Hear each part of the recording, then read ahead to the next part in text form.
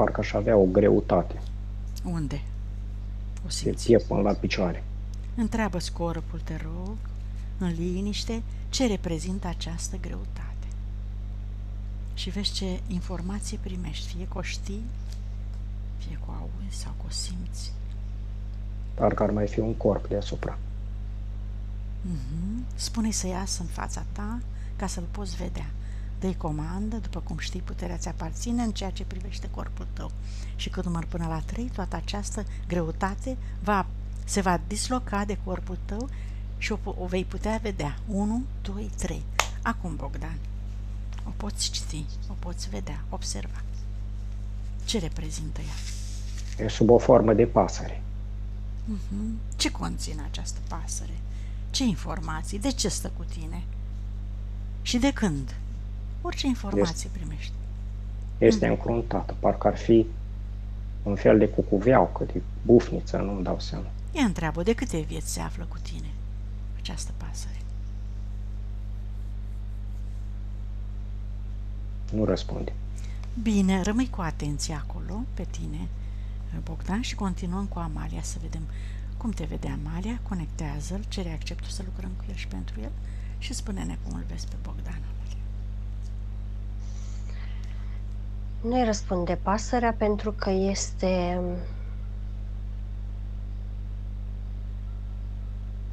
se consideră stăpân. Pasărea se consideră stăpânul lui.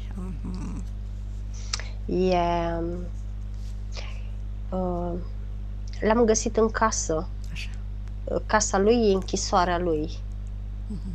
A fost condamnat pe viață, acum 6 vieți. A fost ținut tot așa într-o celulă în formă de casă. De fapt, acolo și-a petrecut 3 sferturi din viață.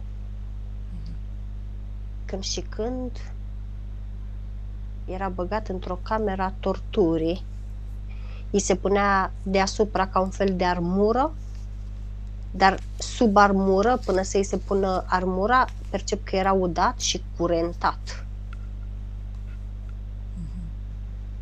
E ca și când, datorită durerii și a fricii, atunci s-a atașat pasărea asta de el. Cu câte vieți în urmă sau cu cât timp în urmă? 6. 6 vieți. Unde se afla el atunci când era torturat? La fizic, zici? Da, în fizic era. Ce s-a întâmplat? Ia să ne spui puțin, descrie-ne scena care s-a petrecea acolo. Care era cauza? În ce zonă a terei se afla sau ceva?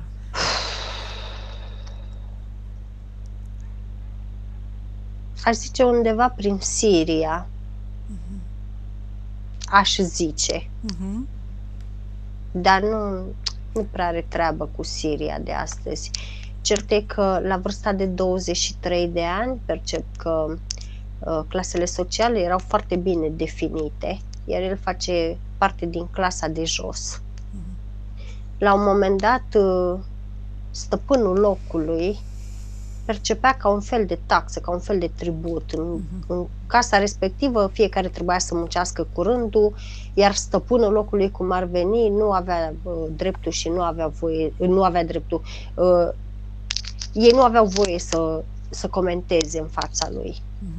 Indiferent că vroia să-l satisfacă vreo femeie care intra în casă cu rândul. Deci era, cum să spun, ca un fel de zeu al locului. La un moment dat percep că mama lui cu el ajunge să muncească, le vine rândul să muncească acolo. Mama lui e o femeie foarte frumoasă, foarte blajină, foarte protectivă. Văduvă, am citit pe ea acum, deci clar n-avea tată. Cert e că e ca și când vrea să o violeze în fața lui. Se opune femeia foarte mult, iar pe el îl înrăiește foarte tare chestia asta, în sensul că face orice să-și apere mama, face orice să-și protejeze mama și inclusiv îl omoară pe respectivul.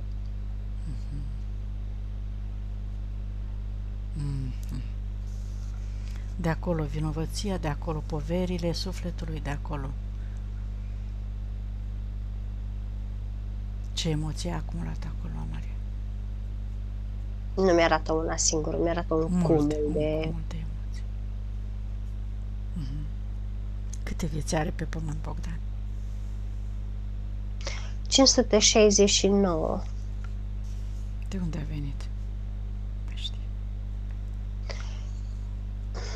Primul lucru care mi-a venit în minte, Jupiter, dar nu îmi stabilizează nimic, adică mi-a venit și mi-a fugit. Bun, vedem mai încolo, este foarte încărcat și o să-i citim informațiile după ce îl curățăm. Oricum, la ora actuală, el încă se simte condamnat, în sensul că el în sinea lui încă crede că e închis, încă nu are putere de mișcare, încă... tot îmi dă senzația că și în fizic, la ora actuală, dacă iese pe poarta casei lui, parcă se simte așa puțin vulnerabil, parcă se simte puțin în gardă, în pericol, ca și când parcă ar provoca o infracțiune faptul că iese din casă, în sensul că și la ora actuală tot îmi dă senzația și îl percep că dacă iese în afara gardului casei lui, parcă face orice să se întoarcă înapoi acasă, în camera lui. Parcă acolo se simte atât condamnat, dar cât simte că dacă stă acolo îi spășește o pedeapsă. I-a rămas amprenta pe suflet și nu poate să... n-a putut să o elibereze. Am înțeles.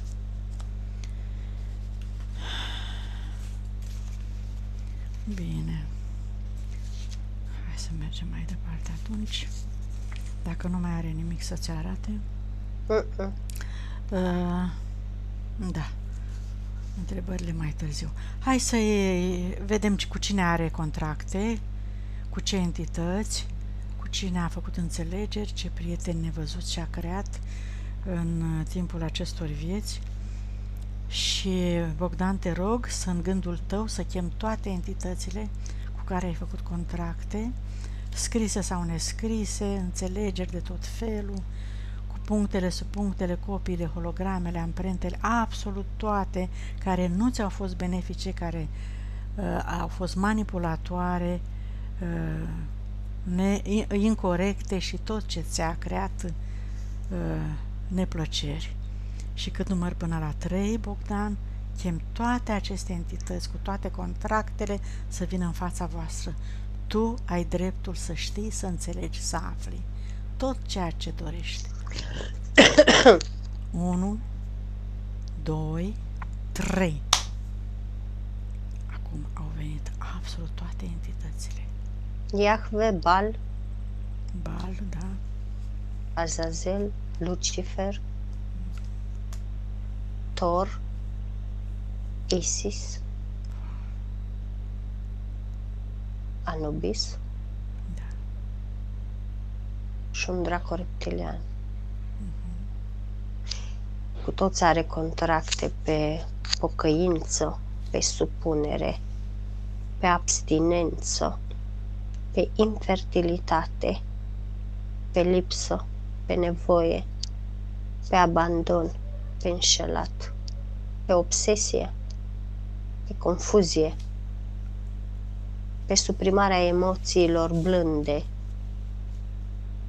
pe stoicism, pe stigmatizare, pe castitate, abstinență, învulburare, nesupunere, penitență, îndoctrinare și separare. Iar culmea, contractul de Matrix e la Iahve. De ce? N-a Cu venit el l-a făcut. Nu, n-are contract cu primul.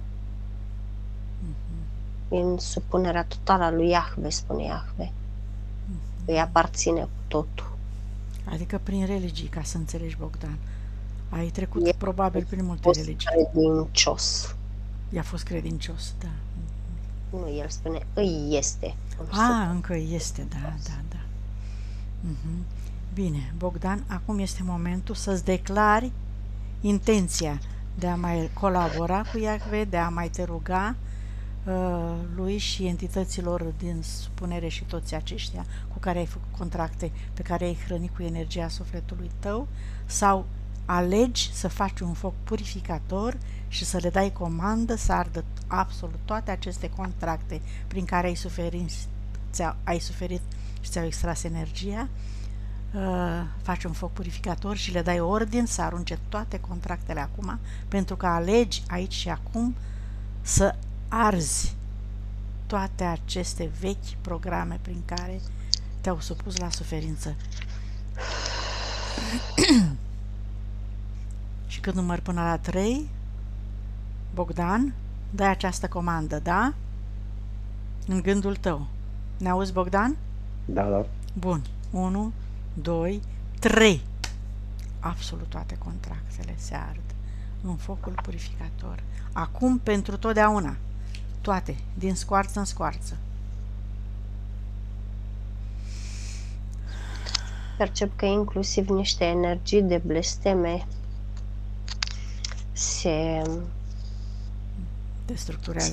se disipă, da. Și în momentul în care a ars bal contractul, am perceput că pasărea respectivă după el a început să se agite foarte tare, să scoată niște sunete și parcă e trasă în foc. Și da, intră în foc. Inclusiv ritualurile de botez, de cununie, de religioase, absolut toate, Bogdan și-a exprimat intenția de a se arde în totalitate, din trecut, prezent și viitor, desigur, bănuiesc. Bogdan, să-ți exprimi și această intenție în gândul tău.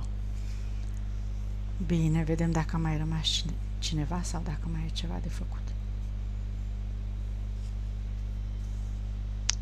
Acum au plecat toți. Au plecat toți? Da. Foarte bine. Închidem portalul în urma lor și Bogdan acum și-a recuperat absolut energia din contracte și spune-ne, Amalia, cu cât avea Bogdan înainte energia sufletului? 29. Bun. Iar acum s-a ridicat la 89. Bun. După ce curățăm și liniile toate, își va recupera și restul de energie până la 100. Bun, s-au ars toate acum pentru totdeauna. Ce simți, Bogdan? Ai perceput ceva? Că tu ești senzitiv. Am văzut o figură. Ca de prin țările nordice, cu mustăți mari. Te-ai văzut pe tine? Solid și cu o cască pe cap. Era. Nu, când s-au ars contractele și tot. Te simți altfel acum după ce s-a s-au... că a venit dintre primii. Și stăteau toți în semicerc în fața mea. Foarte bine. Acum simți eliberare sau încă nu? Vibrații. Vibrații, da. Se lucrează, elimină încă energii corpul tău. Acceptă să lucreze corpul, să elimine orice program. Iesă de băi din picioare, într-un corp, ochi. Așa. Foarte bine. Permite-le să iasă toate, absolut toate. Și toate programele. Și hai să vedem, Amalia, dacă îi dăm comandă înainte de să mergem la linie de curățare. Sau după cum... Trebuie curățarea întâi. Îi trebuie curățare, da. Hai să-i facem scanarea, da. Are ca un fel de aparat pus pe cap. Aparatul ăsta arată cam ca și casca unui biciclist, dar nu e în totalitate de fier.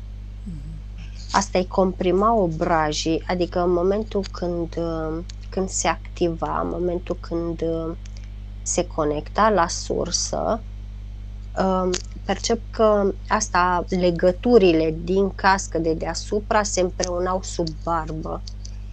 Acolo percep că parcă se strângea casca asta să nu poată să aibă tărie, să aibă putere să se conecteze la sursă. Și nu reușea? nu reușea.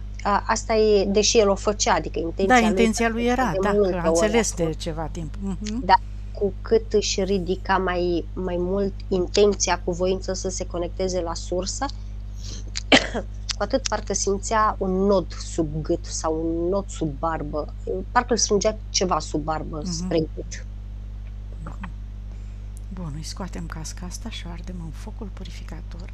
Asta percep că e comprimat și al treilea ochi și ochii în fizic. E ca și când câteodată îi lăcrimau ochii din senin. Asta a provocat și probleme cu maxilarul și probleme cu nasul, cu sinuzita, cu fruntea, cu tâmplele. Tot mi-arată că simțea câteodată bătăi în tâmple ca și mici ciocănituri, înțepături.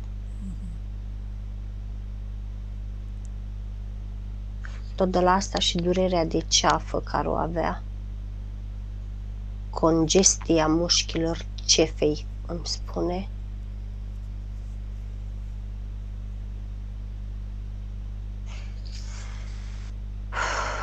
Are ca un fel de brâu pe el, un brâu care se leagă,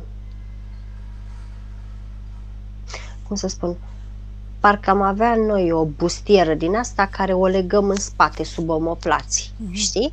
Da, Ca da, un da. fel de sutien.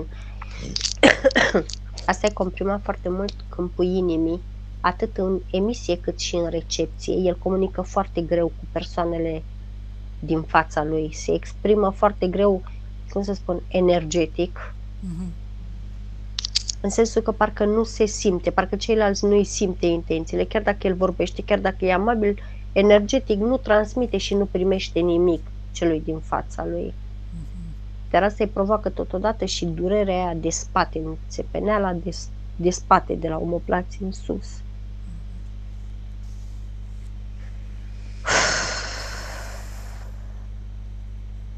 Îi percep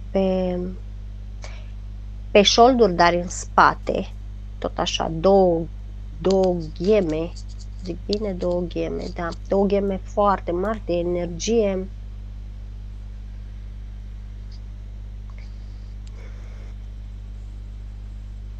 De la neam îmi vine să spun, e preluată, e ca și când e un fel de salvator al familiei. Tot ce e negativ în familie, el ia și își pune acolo pe șolduri în dorința și în speranța de a-i salva, de a ajuta, de a le fi ajutor celor dragi lui. Nu-și dă seama că își face rău singur, pentru că percep că gemurile astea de energie îi blochează atât chakra sacrală cât și chakra rădăcină. Asta înseamnă că sexual nimic. Blocat. Da, asta înseamnă că pe materic e nimic. Adică din cauza ăstora nu prea... Prosperitate nu. Zero. Zero prosperitate, zero intimitate. Eu mai percep un sigiliu înficat. De un sigiliu care are treabă cu relaționalul, cu... Tot îmi vine să zic că asta l-a împiedicat să-și găsească jumătatea, să-și găsească perechea, să-și găsească iubita, soția. Și dacă a avut vreo relație în viața asta sau vreo soție sau ce a avut el, totul e ca și când brusc s-a terminat.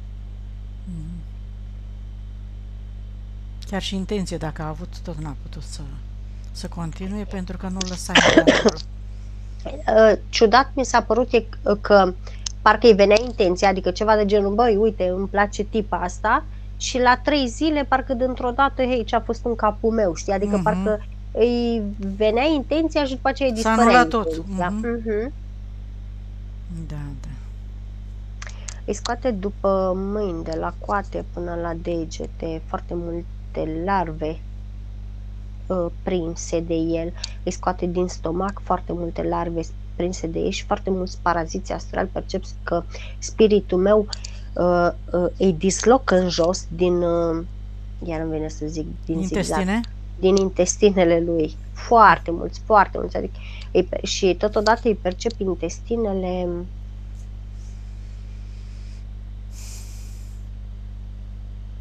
rigide, inflamate, dure, reci, nelubrifiate, neinformate, îmi vine să zic,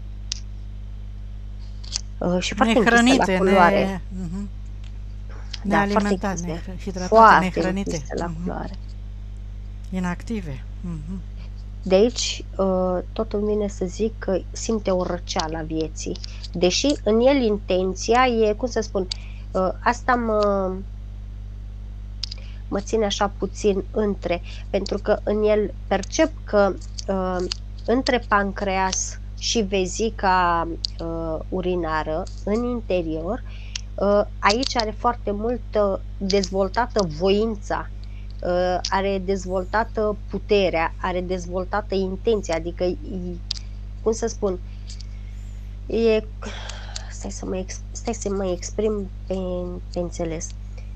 Deci, el știe, are habar, face tot ce trebuie făcut ca să-și reia puterea, adică el e foarte bine intenționat pe interiorul lui, dar tot ceea ce am specificat până acum e, cum să spun... E blocat exprimarea.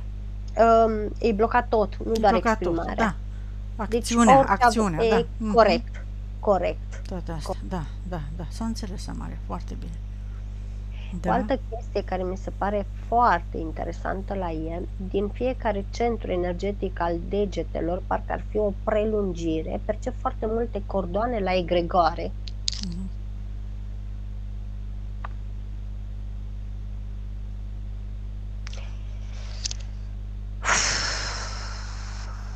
Și în fizic, cât și spun că are simptome.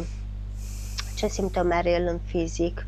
În primul rând, înfurnicături din senin, amorțeală din senin câteodată, senzația aia de iuțime a buricelor degetelor. Și senzația aia de parcă i-ar merge când și când furnici pe vârful degetelor. Știi? Exact asta.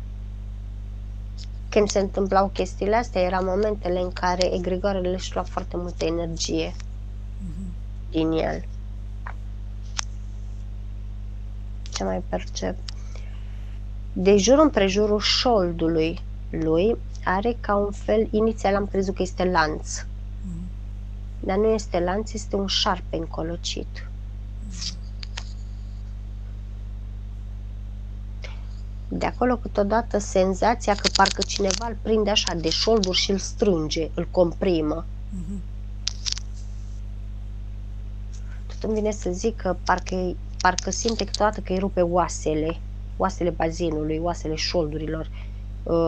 Și totodată percep că îi întrerupe foarte mult energia către picioare, către oasele picioarelor.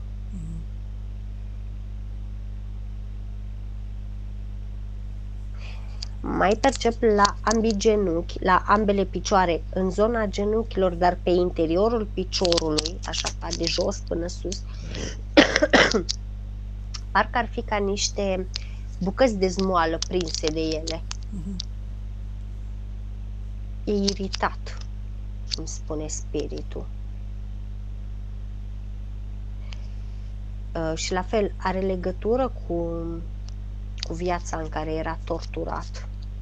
Percep că la fel câteodată îi se puneau ca un fel de electrozi, tot așa, era mai grăsuț atunci, tot așa pe picioare, de jos până sus, pe interior al picioarelor, știi? Și e ca și când unde îi punea electrozie, e ca și când carnea se făceau niște coși din alea mari, parcă ar fi niște călcâie crăpate. Iar chestia asta de la durere, de la energie, de la tortură când și când, ea i s-a negrit. Ca și când rana aia a atras foarte multă energie nebenefică, negativă. Da.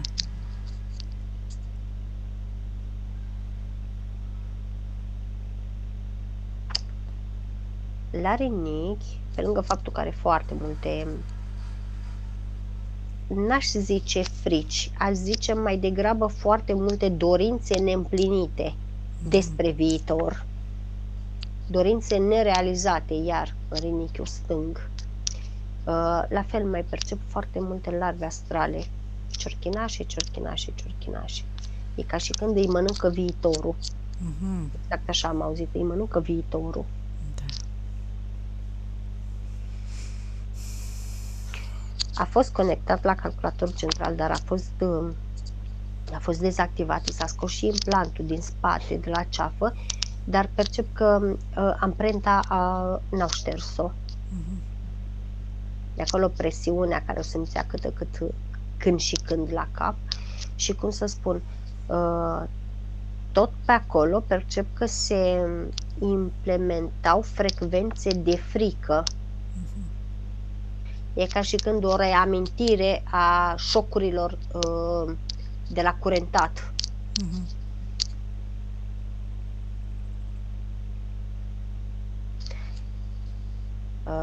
Și acum percep că îi scoate așa foițe, parcă ar fi pielea moartă așa după el. Îi scoate frica de viață, îi scoate frica că nu poate, îi scoate neputința, îi scoate durerea, sacrificiu, jertfa, opresiunea, vinovăția, incompatibilitatea cu viața, frica că nu poate proteja, frica că nu este suficient, frica că fără ajutor nu reușește, frica că nu este înțeles.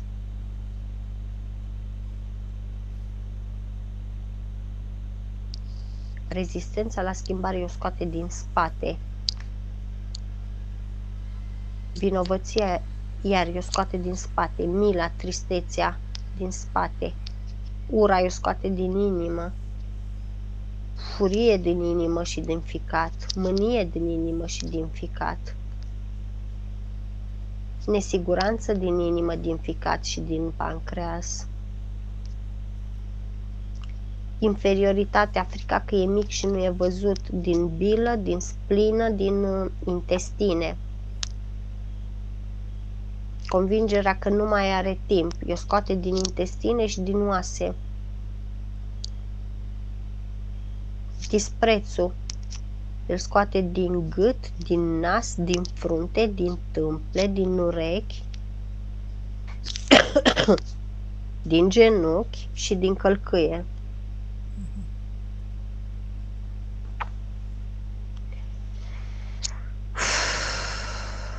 Și pedeapsa o scoate din zona bazinului, din zona mijlocului și din plămâni. Și nu-i mai scoate nimic. Bun.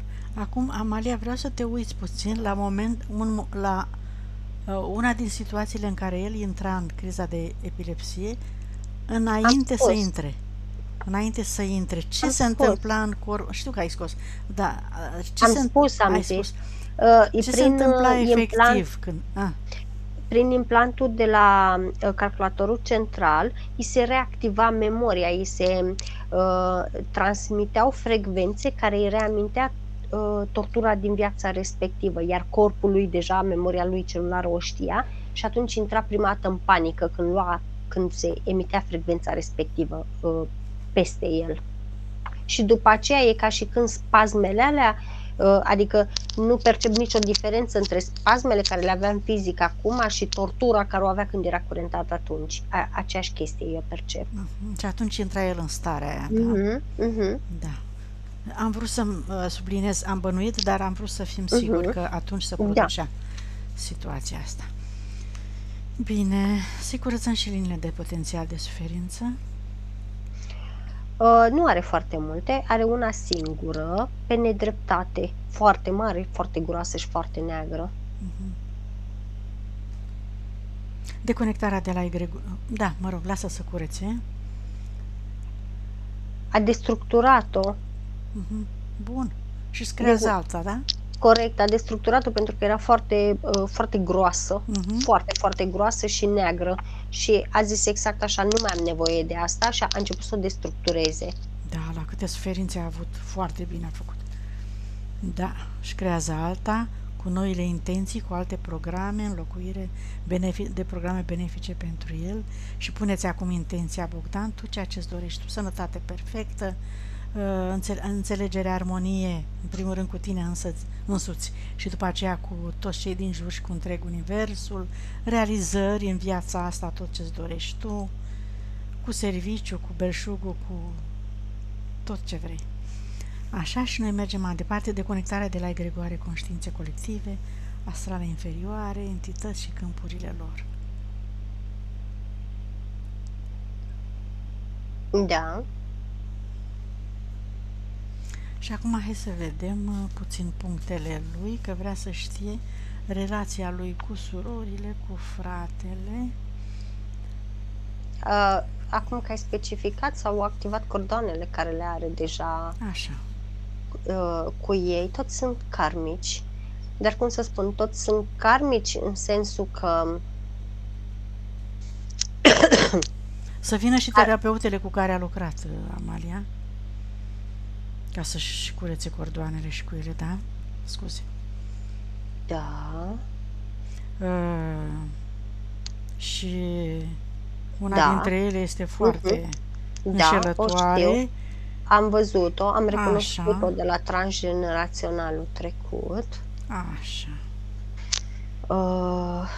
Dar la el are cordon și cu el în fizic. Asta mi se pare dubios.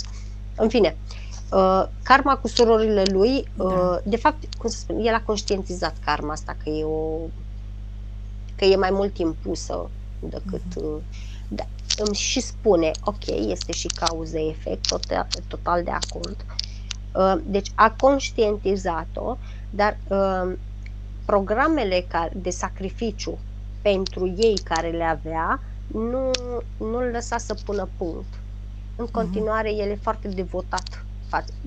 Da. Și-a propus să le îngrijească. Deci nu doar de frați, de toată lumea. El e foarte devotat. El ceva de genul e în serviciu tuturor. El vrea să ajute pe toată lumea. El vrea să fie acolo ca ceilalți să vadă că se poate baza oricând pe el. Iar lucrul ăsta, cum să spun, parcă îi prelungește karma. De fapt, spiritul meu spune, își prelungește singur suferința în fizic. Uite, zice, din teama de a nu fi separați, ori atacați de ceva și de necunoaștere. Corect. Da. Corect. Își asumă niște roluri pe care nu le are, spune spiritul lui. Și făcea rugăciuni și în toate sensurile și a cerut ca sufletele noastre să le țină Dumnezeu în mâna lui dreaptă. Iată ce ai spus tu atunci și conexiunea foarte puternică cu Iahve. Da, s-a destructurat oricum toate, s-au anulat toate contractele și toate programele astea de care ai spus tu până acum, pe care le percepi, da? Așa, deci aici era, ai înțeles, Bogdan, relația ta cu surorile și cu mama? Promisesei cândva să ai grijă să le susții și a și promis și oricum el s-a ținut de cuvânt. Da, a fost serios în promisiunile lui, da. Da. A fost un suflet puternic, valoros și iată au insistat să-l capteze foarte bine pe toate părțile. Este un suflet puternic, spune spiritul lui. Este, da, că de asta au și tocmai de aceea se încearcă anihilarea lui și s-a tot făcut. S-a tot insistat, s-a tot muncit la el, da. Când făcea meditație, a văzut pe un perete al casei, asta se înțelege, că demonii respectivi, iar șarpele care l-a văzut era cel care era încolocit de jur împrejurul lui. Deci capul de capră, berbecul, ăștia sunt demonii, da? Și șarpele era șarpele. Erau cu adevărat, nu erau induse. Bogdan, erau chiar în câmpurile tale. Nu, el chiar le vedea pe corecte. Le vedeai pe corecte, da.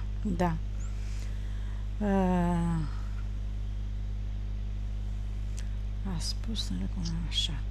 Și chiar își exprimă dorința să facă o reconciliere cu fratele, surorile. Bun. Și acum, înainte să taie cordoanele, să ne uităm dacă posibilitatea... Bogdan, ne mai auzi? Da.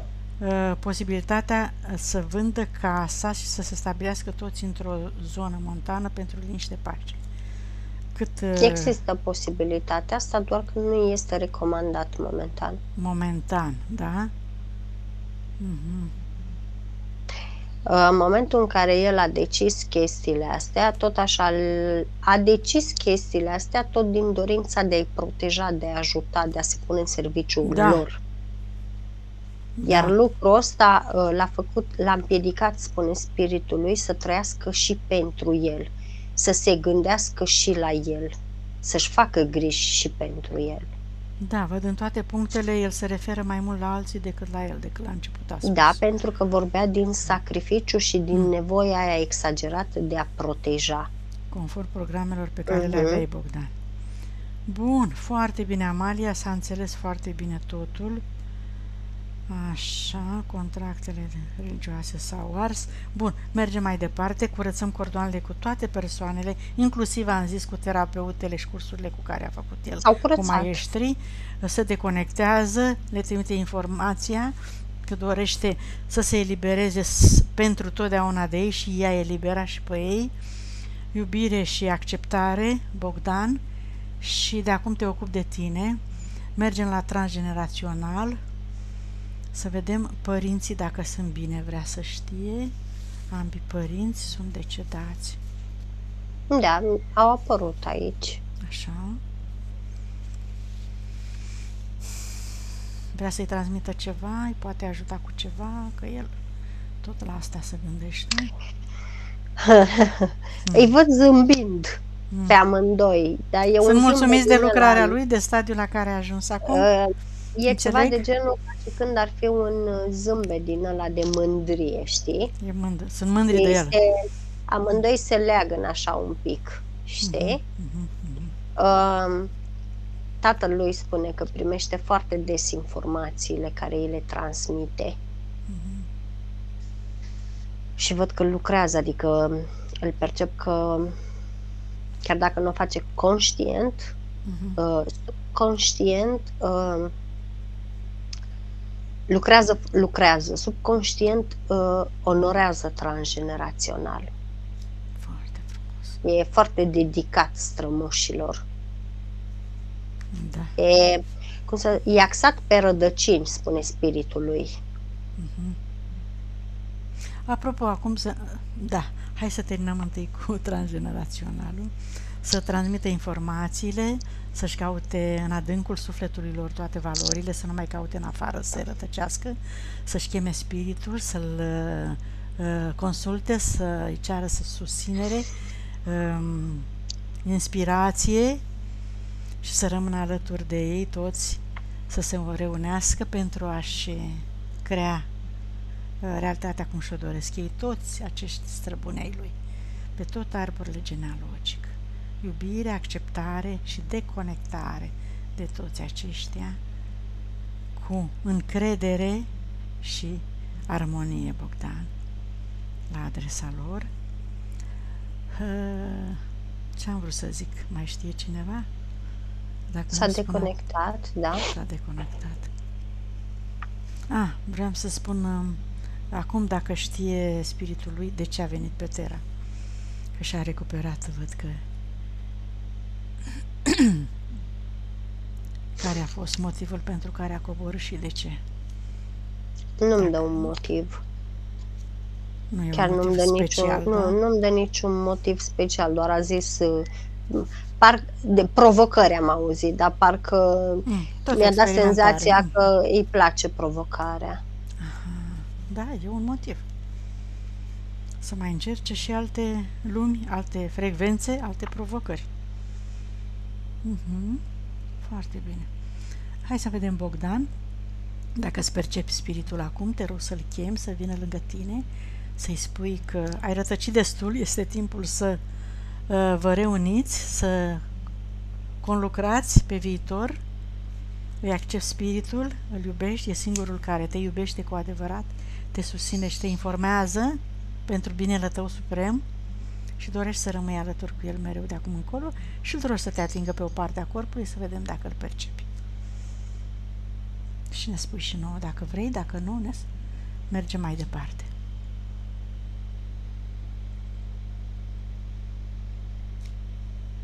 Parcă v-a luat de după cap.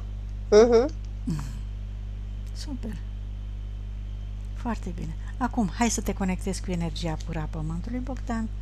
Îți imaginezi din centrul tălpilor tale 2 fascicule de energie care cresc, se adâncesc până în centrul Pământului și întâlnesc sfera de energie pură a Pământului care te susține, cu care te conectezi acum cu iubire și recunoștință și mulțumești pentru toată susținerea, pentru hrana oferită, frecvența, magnetismul, puterea, și acum o simți mai mult ca oricând, această putere și toate aceste beneficii ale Pământului, cum urcă până în creștetul capului tău și te umpli de aceste valori, de aceste frecvențe, de această stare, de această bună dispoziție, putere, încredere în tine, și din centrul capului tău un alt fascicul de energie se revarsă în jurul tău și te conectezi cu energia sursei pure și conștiinței universale, de unde ai plecat pentru prima oară ca scânteie, Bogdan. Și simți această stare supremă de beneficitate. Cauți matricea originală cu toate valorile, calitățile, talentele tale, cu care te întorci înapoi în corpul tău și îți activezi toate memoriile și puterea inimii. Accepti și integrezi energia masculină cu energia feminină și integrezi cele 3 părți, suflet, spirit, minte, acum, cu toată încrederea, iubirea și plăcerea ta de a te împuternici, de a te reorganiza, de a te reconecta așa cum ai fost cândva, puternic, în stabilitate, în inimă. Acum extindem energia, curățăm câmpurile, le echilibrăm, le reorganizăm pentru o protecție totală și permanentă de acum încolo și curățăm partea lui de casă pe care dorește să o curețe. Vezi dacă e vreun portal. 2 portale. Și destul de multă energie. Ale lui sunt portalurile? Da. Bun. Poate să le închidă, le uniformizează, sigilează cu intenția Bogdan pentru totdeauna. Nimeni și nimic nu mai pătrunde prin casa ta niciodată. Puterea e la tine acum. Toată puterea e la tine, toată energia sufletului e la tine, toată voința e la tine. Robinetul abundenței. Acum a început să se desfunde. Abia acum a început să se desfunde. Și cu cât se va prioritiza și el, cu cât se va gândi și la el, cu cât... E ca și când, tradus pe scurt, e cazul să mai trăiască și pentru el. Da, a venit momentul probabil când să ia o întorsătură în experiența lui și să se ocupe și de el foarte Nu e bine. nimic greșit, spune spiritul lui, prin faptul că trebuie să se concentreze și pe el, prin faptul că spune, nu e nimic greșit să te iubești pe tine.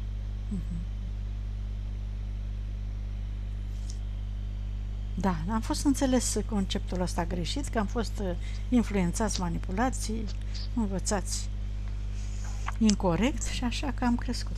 Da, din generație în generație, din viață în viață, cu programele astea. Acum gata, te-ai eliberat, îți reorganizezi altfel viața, Bogdan. Cât la sută s-a recuperat energia sufletului? 100%. Conștientizare? 89 și mi se ridică până la 93. Da, e foarte receptiv. Am văzut de la început. Metabolizare câte zile? 3. Oh, puține persoane am avut cu 3 zile metabolizare. Bogdan, spune-ne, te rog, dacă te-ai recunoscut în descrierile Amaliei, ca și stări, ca și rămâi acolo că n-am încheiat, doar să ne spui așa ca o confirmare, dacă te-ai regăsit sau nu, spune-ne ce ai perceput. Da, m-am regăsit. Ai simțit când s-a lucrat? Ai perceput, ai zis, da? Ne-ai spus deja ceva? Așa, dacă mai ai întrebări sau nelămuriri? Mm, nu. Ce a fost important Da, s-a spus, așa că zic și e eu, de am ajuns.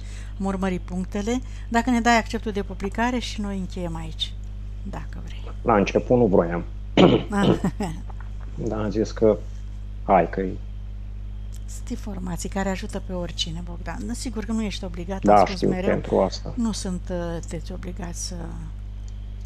Da. Dar dacă Haideți dorești, să accept. mulțumesc. Cu plăcere.